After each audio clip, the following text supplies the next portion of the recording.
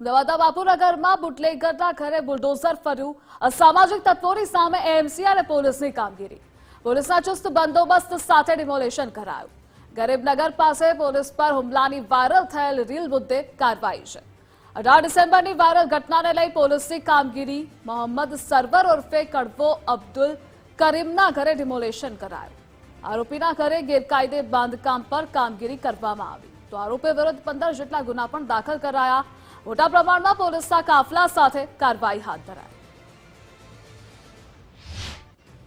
Corporation દ્વારા સર્વે કરી અને જે 18 તારીખે બનાવ બન્યો હતો એ કામનો એક આરોપી સર્વર કડવો છે, એનું મકાન છે, પાકું મકાન છે અને ગેરકાયદેસર બાંધકામ કરેલું છે, જે બાબતે કોર્પોરેશને પોલીસ પાસે બંદોબસ્ત માંગ્યો છે અને આજે પોલીસે ડિમોલેશન માટે બંદોબસ્ત આપ્યો છે અને ડિમોલેશનની કાર્યવાહી ચાલુ થઈ રહી છે। બનાવ 18 તારીખનો જે બનાવ બન્યો હતો એ બાબતે રખિયાલ પોલીસ સ્ટેશન અને બાપુનગર પોલીસ સ્ટેશન બંને પોલીસ સ્ટેશનમાં ગુના બી દાખલ થયા છે અને આગળની તપાસ પણ અત્યારે હાલ ચાલુ છે અને આ આરોપી વિરુદ્ધ અગાઉ પણ શરીર સંબંધી 22 જેટલા ગુના દાખલ થયેલા છે, એની 4 વાર પાસા કરેલી છે।